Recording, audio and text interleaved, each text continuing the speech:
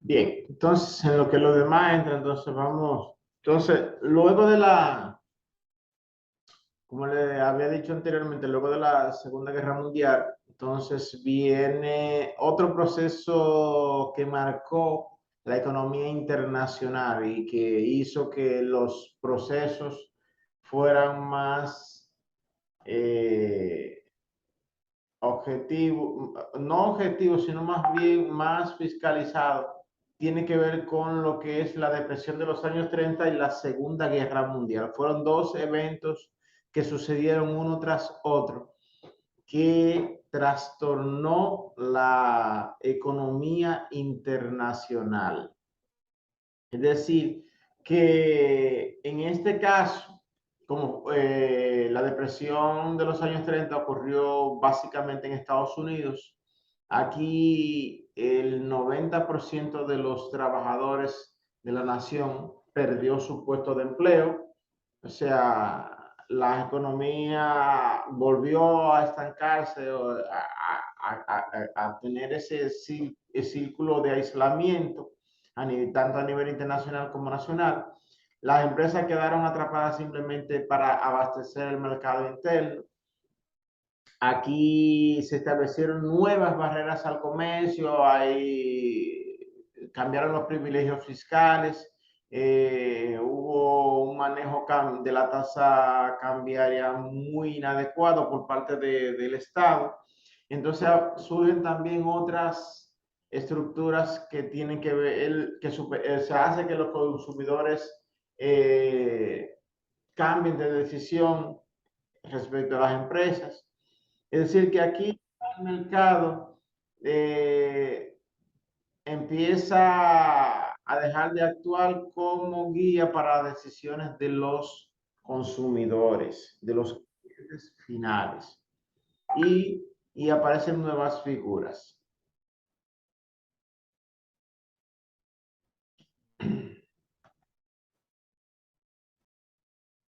Ya para los años ya después de la Segunda Guerra Mundial, entonces ya empieza, ya habiendo finalizado este conflicto bélico que fue mucho más contundente a nivel económico para los países que estuvieron enfrentados, pues entonces se empezó a tener una nueva visión respecto al consumo, a la economía nacional, a las economías internacionales.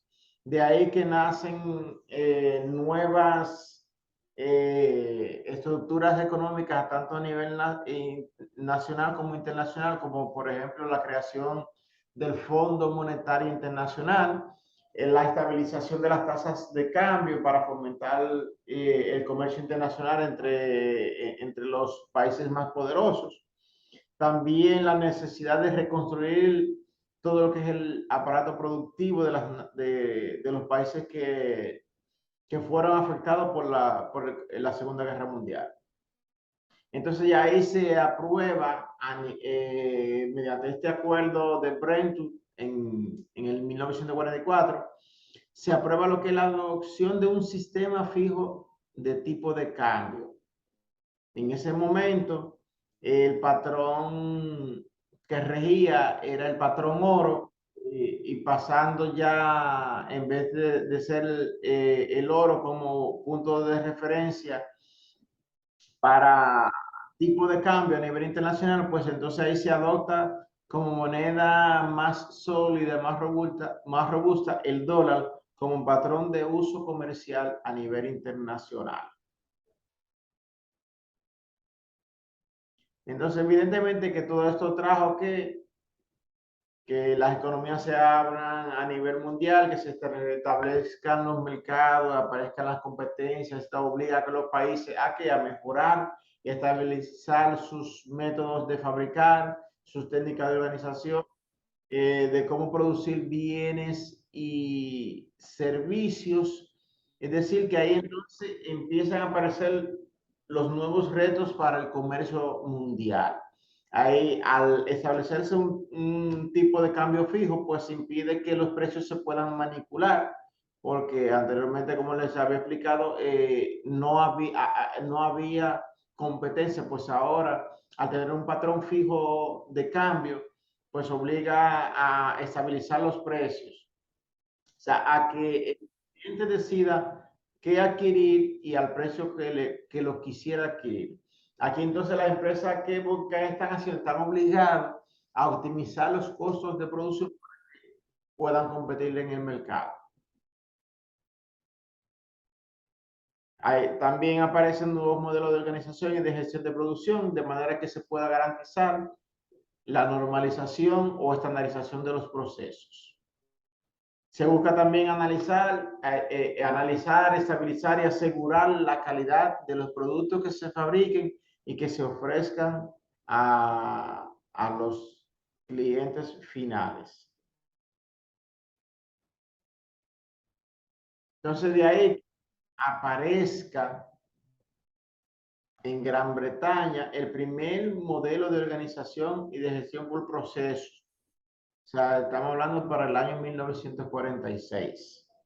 Aquí la producción se ajusta a las fases y especificaciones que puedan ser reguladas, eliminando la incertidumbre y buscando que se garanticen los resultados, de manera que se pueda gestionar una producción focalizada en elaborar un producto final de calidad, tanto en bienes como en los servicios que se ofrezcan al consumidor final.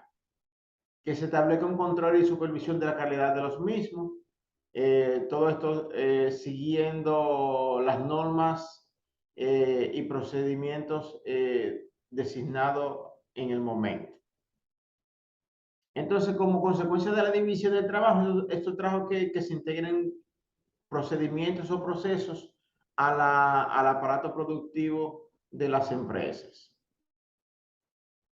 De ahí que entonces, a partir de ahí nace lo que es la teoría general del sistema, establecida por el alemán Ludwig von Besenfeld, de manera que ya para la década de los años 40, este administrador alemán estableció o proporciona, mejor dicho, los marcos teóricos y prácticos a través de las ciencias sociales, buscando que los sistemas se describan de manera significativa en términos de elementos por separado, que aunque sean elementos separados, tengan convergencia en un solo aparato productivo, de manera que puedan involucrarse todas las dependencias de las organizaciones. Me explico en resumen, que cada actividad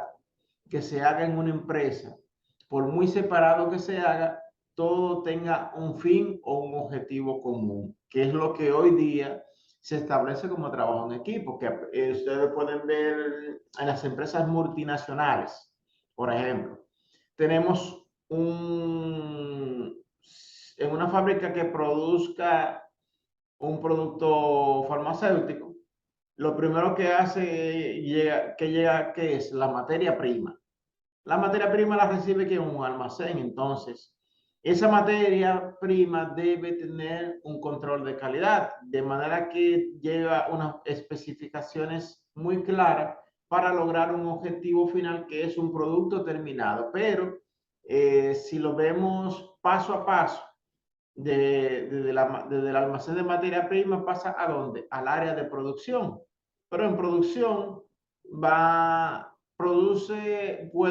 sea, hace la transformación de esa materia prima en un producto en proceso, que luego de varios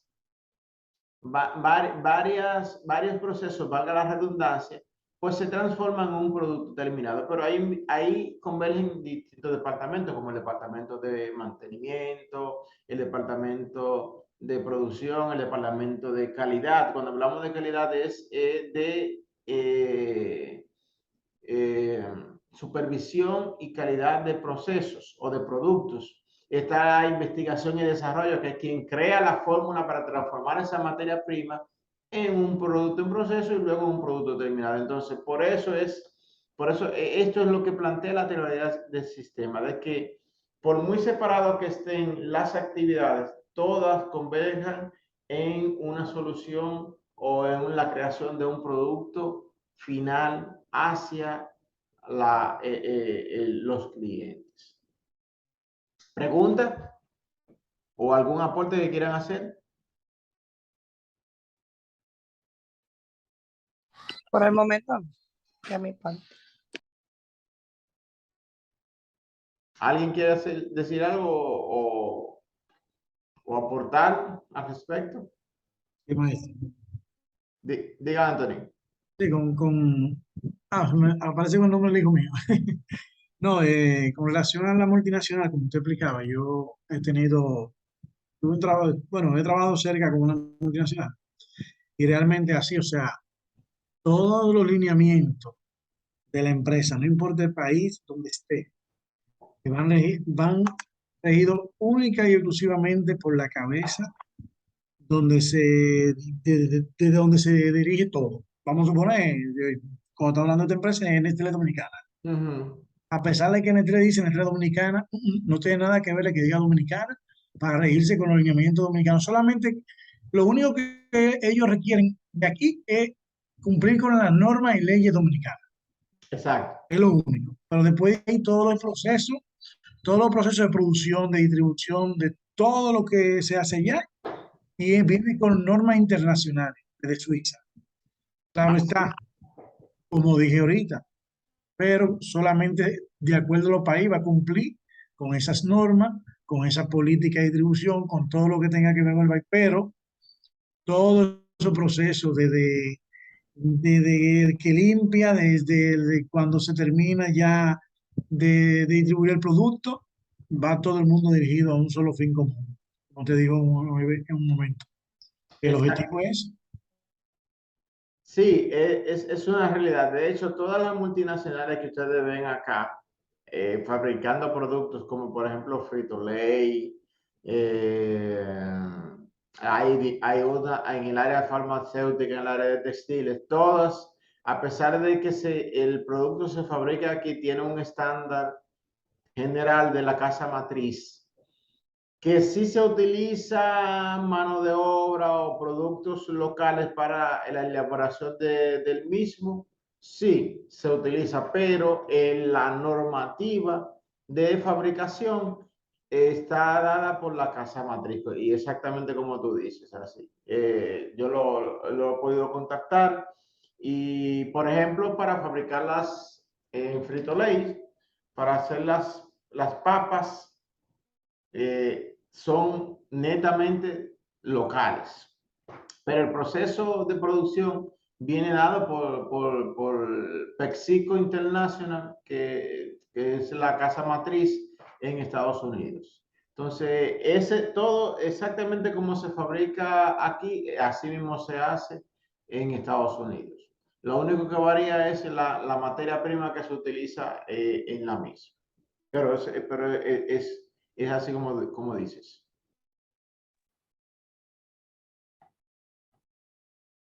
Dame un segundito. Entonces, seguimos. Entonces, las premisas que fundamentan esta teoría básicamente son tres. La primera es que cada sistema realiza tareas con la finalidad de cumplir objetivos en representación de una dependencia superior. Es decir, que siempre hay alguien que es quien dirige cada proceso. La segunda tiene que ver con quiénes son beneficiados de las funciones que se realicen dentro del sistema.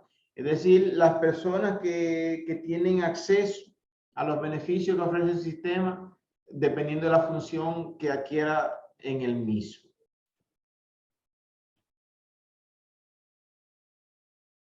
Y la tercera hace referencia a cómo influye las funciones dentro de la estructura del sistema. Todo esto va dando al traste con la definición de la relación que hay entre las partes que conforman las organizaciones.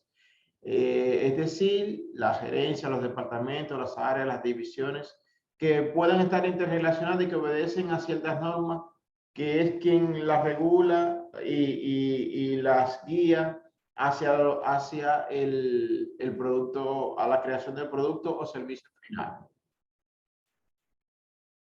Hay algunas aportaciones que establece esta teoría del sistema, por ejemplo, que busca la teoría general del sistema, pues reducir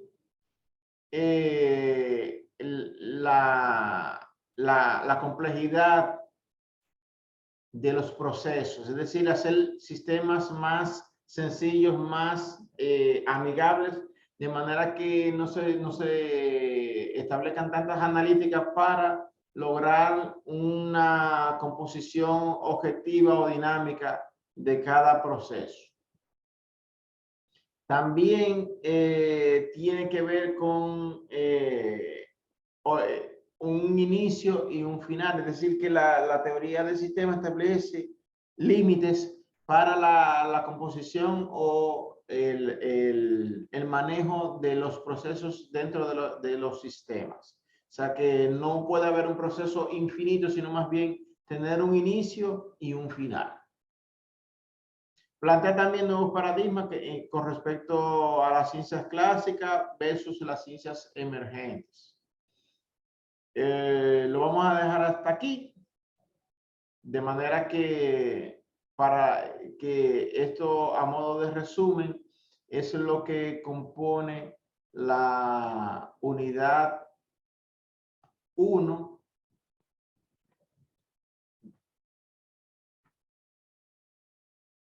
Con esto, entonces, el próximo viernes vamos a completar la segunda parte que tiene que ver con los aportes de la teoría del sistema a la gerencia de procesos, y vamos a ver lo referente a la racionalización del trabajo con Frederick Taylor y las diferencias de criterios que hay entre Taylor y Fayol con respecto a la gerencia de procesos. Entonces, el próximo viernes vamos, Dios mediante, a concluir lo que es esta unidad 1. Así que si tienen alguna pregunta al respecto, o si no, entonces damos por terminada la sesión de esta noche. Yo quiero hacer una pregunta. ¿Tenemos alguna tarea pendiente? Usted va a colgar en la página. Las tareas están colgadas como dije al principio, en la plataforma. Las tareas, las asignaciones, yo no le llamo tareas, sino más bien actividades. Entonces, las actividades correspondientes a la primera semana y a la segunda, que es esta la segunda clase, finalizan el próximo lunes. O sea, todos los lunes previo al encuentro de los martes estarán cerrando las tareas. O sea, el tiempo oficial es hasta el lunes de la semana siguiente. Como le dije al principio, si no le da tiempo a subirle el lunes, la pueden subir. Evidentemente que eso tiene su penalidad. Como le dije, se premia la puntualidad y el compromiso de los plazos que se establecen para la entrega de las asignaciones.